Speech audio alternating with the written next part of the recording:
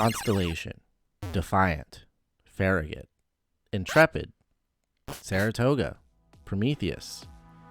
What do these names all have in common?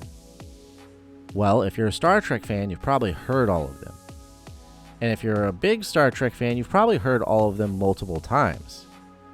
Ships like the Defiant have had multiple iterations across Star Trek.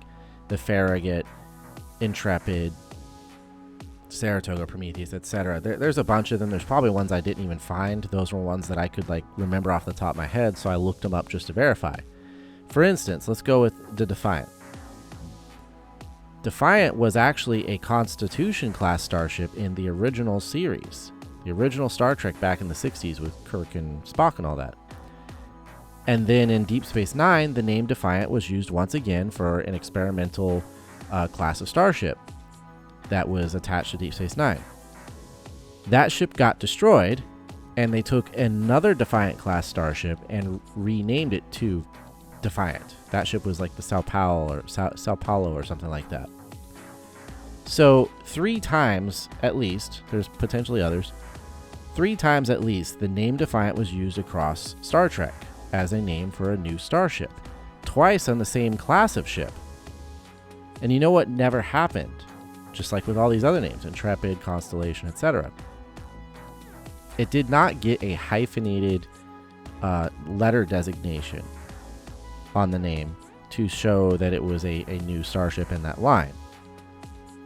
That's something that has historically and throughout the entirety of Star Trek been reserved for the Starship Enterprise. That is until STD, otherwise known as Star Trek Discovery, and apparently now Star Trek Picard Season 3. In all of Star Trek, there's only been one starship that has had any other designation attached to its name, and that's the Enterprise. When the Enterprise was destroyed during the original series films, and Kirk and company got a new Enterprise in Star Trek IV at the end of the film. It was also a Constitution-class starship, refit. It was originally a different starship with a different name, and because they were giving it to Kirk and his crew, pretty much as a publicity stunt, but they were doing that, they renamed it Enterprise. And both on-screen and off-screen, I believe, as a means to differentiate this Enterprise from the previous one that had all its history attached to it, and all that the fans knew for decades, they put a -A. So NCC 1701-A. And then this legacy, or this naming convention to preserve the legacy of the different eras of the Enterprise continued on in Star Trek The Next Generation, when the Enterprise D, a brand new top-of-the-line Galaxy-class starship, was introduced. Primarily, I believe they continued this naming convention as a way to show the fans, hey, this is a ship that's like decades, generation or two after the Enterprise A with Kirk and company. It's a long ways out there. Enterprise D, think about it, A, B, C, D. Yeah, you're going to have decades of time between those two shows, and there was definitely a generational leap, hence The Next Generation. But to really, signify that, we had the Enterprise D, skipping multiple other iterations of Enterprise. And then, of course, that meant that there was a B and C, so those were filled in later. In episodes of The Next Generation, you had the Enterprise C, and then in Star Trek Generations, the film, you had the Enterprise B featured at the beginning. Then, of course, after Generations ended, you had the Sovereign-class Enterprise E that was introduced in Star Trek First Contact and got 3 movies of its own. So, quite clearly, this was shown to be an Enterprise thing. That each Enterprise got this designation. Oh, and let's not forget Star Trek Enterprise, the show, where it had like a future leap or flash forward that showed the Enterprise J, but obviously showing that this continued on for many years. But it was shown, obviously, that this was something special and unique to the Starship Enterprise, that this specific name, the specific lineage, the crews, the captains of these flagships of the Federation, of Starfleet, that they were something unique and special. And so each one of them deserved its own designation to set it apart from the ones before and the ones after. Makes sense. And again, as was shown with, say, the Starship Defiant or the Constellation. Constellation was an older ship, I believe, from the original Star Trek series. But Constellation was also the class of ship that the USS Stargazer, Picard's first starship, that it belonged to. Meaning there was a USS Constellation as well, because every class designation, that ship, the first ship of that line, has that name as well. Like the Enterprise D being a Galaxy class starship, there was a USS Galaxy. Anyways, so many times over the course of Starfleet history and the history of the show Star Trek, the lore that's embedded into it, names have been reused to both, carry on a legacy and a lineage, and just because they're good names, but they didn't get that special treatment. Only the Enterprise did. Until STD and Picard. In STD, I believe this last season or whatever, they introduced, I believe it was the Voyager J or something crazy like that, like way up in the alphabet for a name like that.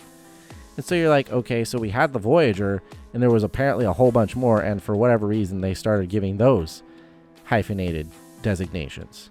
Okay, that's random and weird because I didn't know they did that. And then, so I cringed at that, of course, because yep, just another stupid thing that STD is doing that ignores past precedent for Star Trek and everything that's been established in lore. And then, of course, Picard comes along, and in the teaser for Season 3, we have the Titan A, which, first of all, I don't really understand how there's already another USS Titan, when even in Star Trek Lower Decks, the animated show, which is canon, shows that the USS Titan, however, several years after Star Trek Nemesis, and of course before Picard, shows that the Titan is still an active and considered high-end starship, one of the front runners of the fleet, kind of an elite ship, I guess, that's established in that show.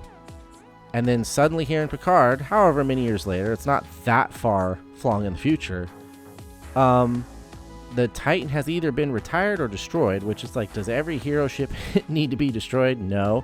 And we don't retire Federation starships every 5 years. These things are usually built to last decades. There's a lot of resources and technology and everything that it goes into building these things, and they're also built so that they can be retrofit multiple times over the years to keep them in service.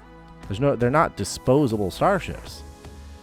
So I'm just not a fan of this thing where we're already ditching. Like, fans really wanted to see the Titan on screen, the Luna class Titan. And I'm no fan of the show Picard, but I would have been far more interested to go, oh my god, there's the USS Titan, the one we heard about at the end of Nemesis and read the books about and has been shown in Lower Decks, and now it's finally going to be on the screen in live action form.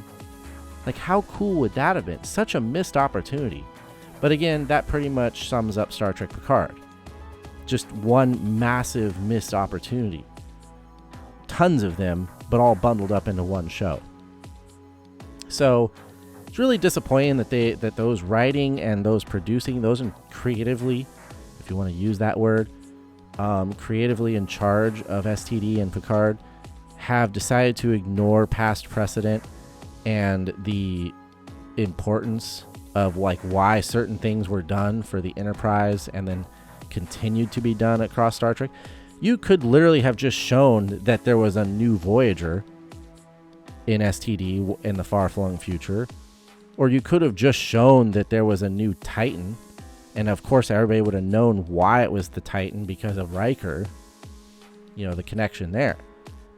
Instead, you had to do this hyphenated letter naming thing that has historically been reserved for the Enterprise. Is this a nitpick? Yes. But the problem is there's just so many of these nitpicks that can be made about these shows that each time a new one comes up, it just kind of compounds like how bad they are. And even if not for terrible writing and characters and just it's just stepping all over previously established lore. And now, like, even little things like naming conventions for like that were reserved for the Enterprise are now being used for just every other random ship. Just not a fan. And that's my angle on it. So if you made it this far in the video, I appreciate that. And I would definitely appreciate the likes, the comments, and your subscription. I do continue to try and make better and better content, whether it's collectibles and Pokemon, or video games, or commentary about subjects like this and many others. So this is Rival Indigo, and I'll see you in the next video.